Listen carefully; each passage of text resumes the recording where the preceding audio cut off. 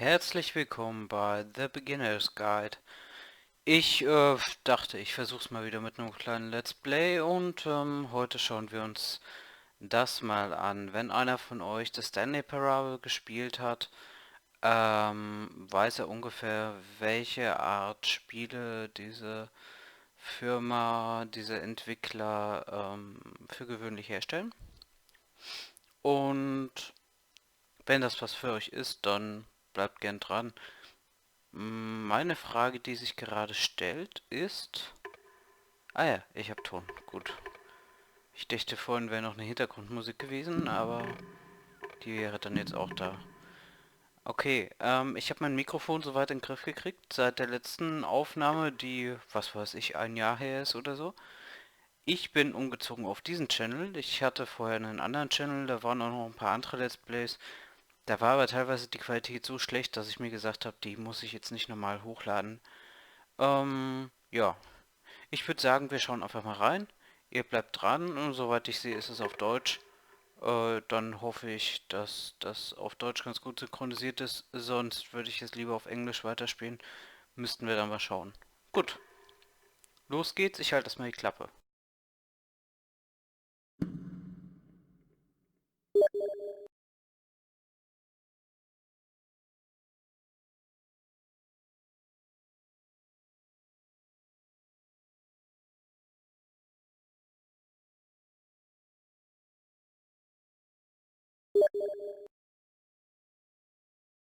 Hi there. Thank you very much for playing The Beginner's Guide. My name is Davey Reedon. I wrote The Stanley Parable, and while that game tells a pretty absurd story, today I'm going to tell you about a series of events that happened between 2008 and 2011. We're going to look at the games made by a friend of mine named Coda. Now these games mean a lot to me. I met Coda in early 2009 at a time when I was really struggling with some personal stuff, and his work pointed me in a very powerful direction. I found it to be a good reference point for the kinds of creative works that I wanted to make. So just to start you off, this is, I think, the first game he ever made. It's a level for Counter-Strike. You can walk around here, by the way. And mostly it's just Coda learning the basics of building a 3D environment. But what I like is that even though he starts from the simple aesthetic of a desert town, he then scatters these colorful abstract blobs and impossible floating crates around the level. And of course, it destroys the illusion that this actually is a desert town, and instead this level becomes a kind of calling card from its creator. It's like a reminder that this video game was constructed by a real person. And it kind of makes you wonder, what was going through his head as he was building this? This is what I like about all of Coda's games. I mean, not that they're all fascinating as games, but that they are all going to give us access to their creator. I want us to see past the games themselves. I want to get to know who this human being really is. And that's exactly what we're going to do here. So, it's 2008, Coda starts making these games, and he never releases any of them. He doesn't put them onto the internet, he just makes them and then immediately abandons them, and they sit on his computer forever. And I think he really understood this image of himself as a recluse. At one point he jokingly renamed his computer's recycling bin to Important Games Folder. So, you know, this was just how he worked. He tended to crank them out one after the other without even really pausing to try to understand what he had just made, until suddenly one day he just stopped. In 2011, that was it. He made his last game and then he hasn't made another one since.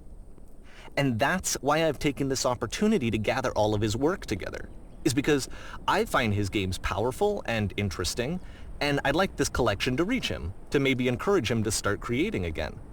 And if the people like you who play this also happen to find his work interesting, then I'm sure it'll just send that much stronger of a message of encouragement to Coda. So thanks for joining me on this. If you have a particular interpretation that I haven't mentioned here, or if you just need to get in touch, you can email me at daveywreden@gmail.com. Okay, that's about it for introduction. Let's take a look at Coda's first proper game. As each game is loading, I'll show you the date that it was completed. This first one was made in November 2008.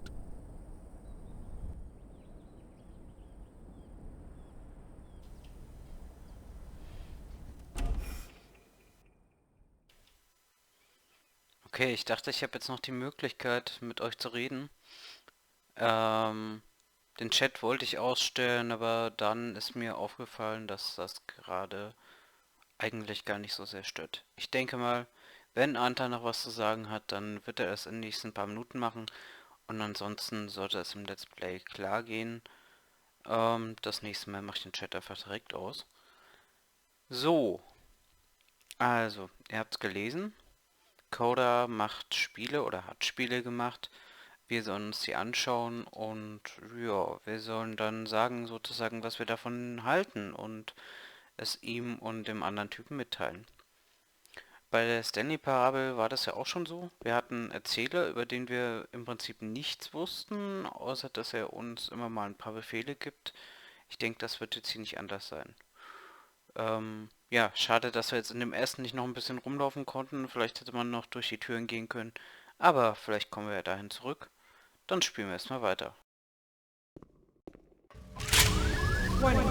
Whisper machine active. Shift destruction imminent. This game is called Escape from Whisper, and it's one of the more generic games you'll see from Coda.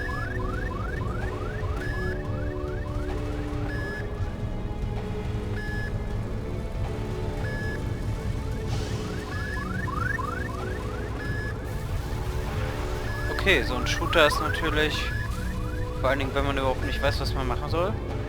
Security call breached. Gut, Hostile alien life dann form. rennen wir einfach mal ein bisschen. Was? Ach, eine Glaswand. It kinda looks like this game was abandoned mid-development. For instance, you have this gun, which you'd think would indicate that there are supposed to be monsters or enemies somewhere. But then Yeah. clearly there are no enemies anywhere.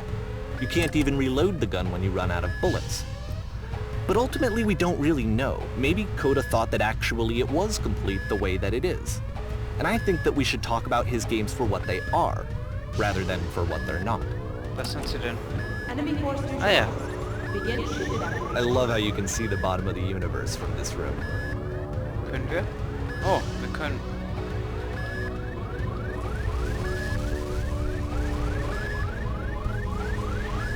Viel zu viel Spannung dafür, dass nichts passiert. Meine Güte.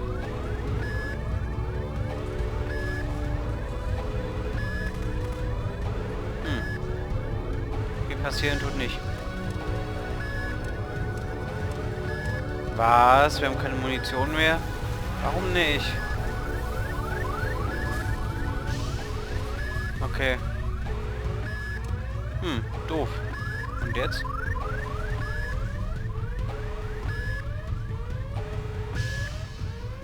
Okay, wenn ich gewusst hätte, dass wir irgendwelche Rätsel lösen müssen, hätte ich was anderes zuerst gespielt. Ich bin unfassbar schlecht in Rätsel lösen.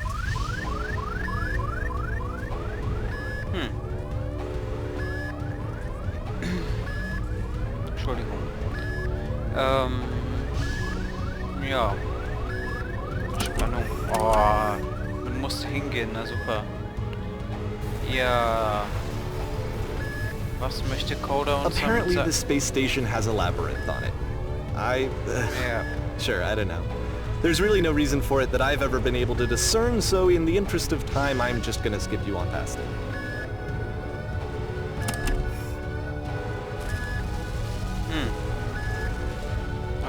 Okay. Okay, this is the part that's interesting.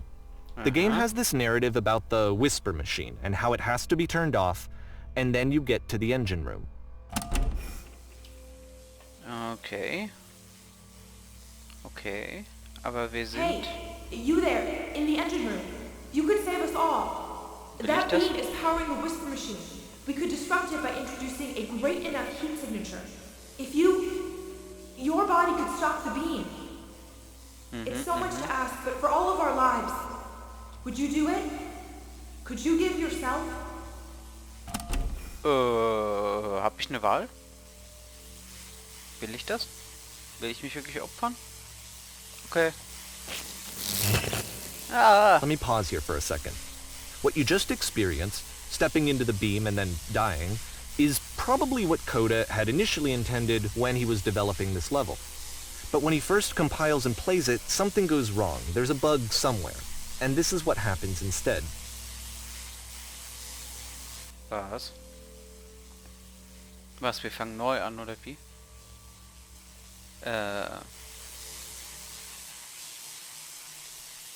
Oh. Oh. Oh. Das ist ein schönes The beam Labyrinth. causes you to start floating. And this is an important moment for him. Because yes, this is technically a glitch, but Coda identifies something human about it, like how small it makes you feel in the face of this larger chaotic system. Or this floating could be the afterlife, a peaceful place, juxtaposed against all of the hysteria that you've just had to traverse. I don't even know. I have no idea what he was thinking, but what's yeah. clear is that after making this, something lodges itself in his brain. He wants to do more of these really weird and experimental designs. So he stops work on this and moves on to a stream of tiny little games that go in all sorts of directions. Let's go ahead and take a look at the first game he made after leaving this one behind. Machen wir.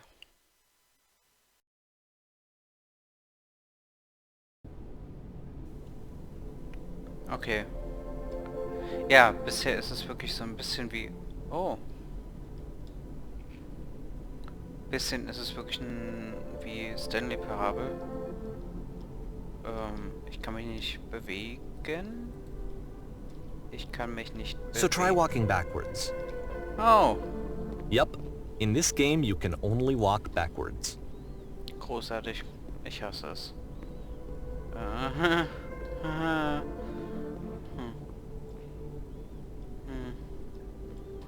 Oh Gott. Au. Mein Gehirn. Oh. Aber rückwärts sehen wir doch gar nichts. Okay, Coda. Danke dafür. So it's a short and relatively minimalist experiment combining motion and narrative. It is less advanced than the previous game, but actually it seems to be more focused, more complete. Coda's trying to give it a unique voice rather than simply basing it on a pre-existing trope. Wusste Coda, was Spiele eigentlich sind? Das ist die Frage. Oder hat er das nur so für sich gebastelt, um ein bisschen Zeit rumzu... Oh, da ist ja noch mehr. Gar nicht gesehen. Sorry, Coda. Wollte ich nicht beleidigen. Warum ändert sich die Zukunft ständig? Ach so, ja, ich sollte ja die Texte vorlesen. Nur falls jemand gerade nicht so richtig hinguckt. Wenn sie stehen bleibt und sich umsieht, wird es klarer. Haha, klarer. Entschuldigung, ich kann kein R richtig sprechen. Und deswegen klingen die Wörter manchmal ein bisschen merkwürdig. Was? Aber wenn die Zukunft immer hinter ihr liegt, wie soll sie dann die Kraft finden? Sich ihr zu It's a stellen. short little thought, it says what it wants to say, and then it ends. Didn't need anything more than that. Which to me is why it works, because it gets out quick. Okay, next one.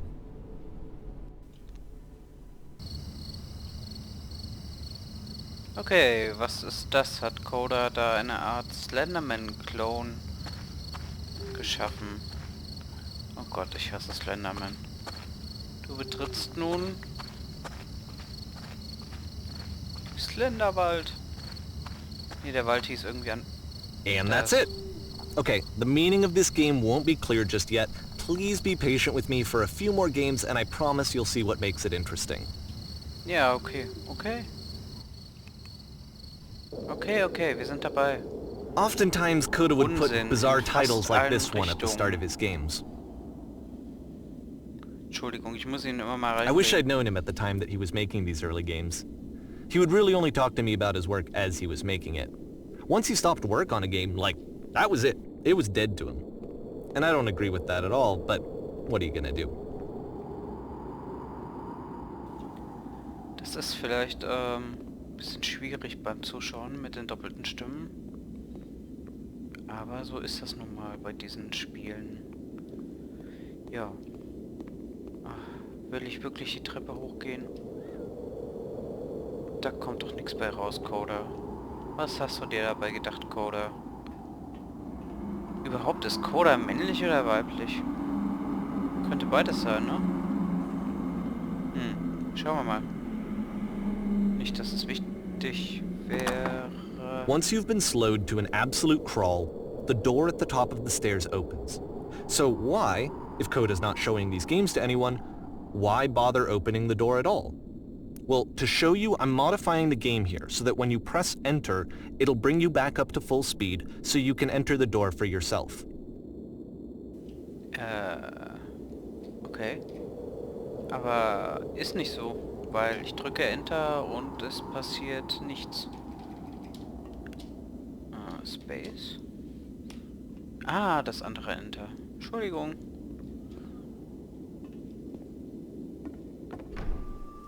Okay.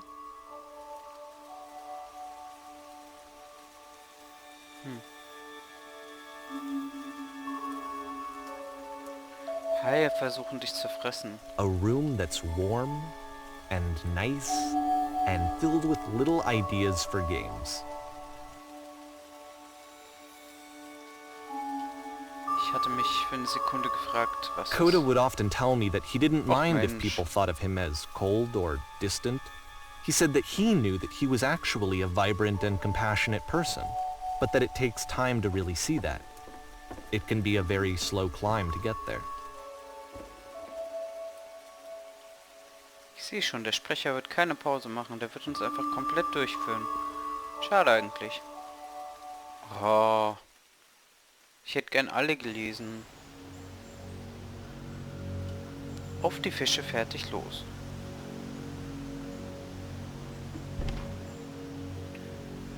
Okay. Okay. Coda. Ein Raum mit Säulen. Es hat übrigens Gründe, warum ich so langsam laufe. Ich bin das gewohnt von diesen Entwicklern, dass man sich da Dinge immer etwas länger anschauen muss. Und das wird hier nicht anders sein. Leider hat es mir gerade nicht so viele Vorteile gebracht Well, bei this dem is new for anderen. Coda. It's an actual puzzle. Ah. Entschuldigung. Go ahead and see if you can solve it.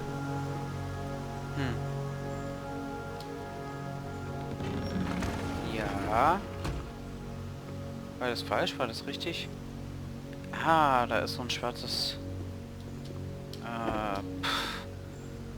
Ja, nee, so wird das nix. Da komme ich aber auch nicht wieder hoch, ne? Was? Was? Okay.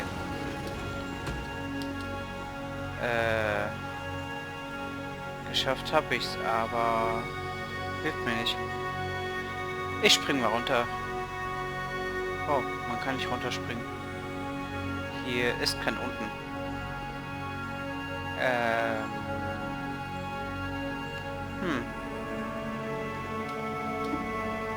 Ich glaube nicht, dass ich das lösen kann. Ich bin zu doof dafür.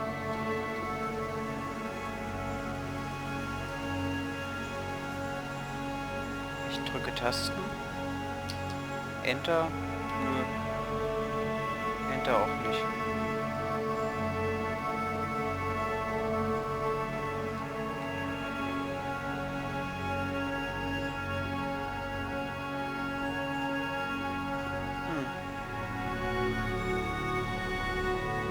Weiter kann ich nicht gehen. Mausklicken bringt nichts.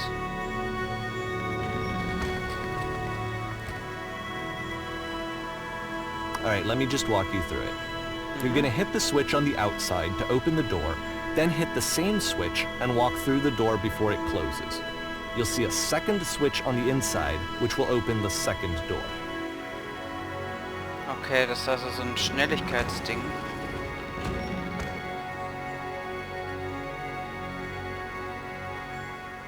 Nein, ist es nicht.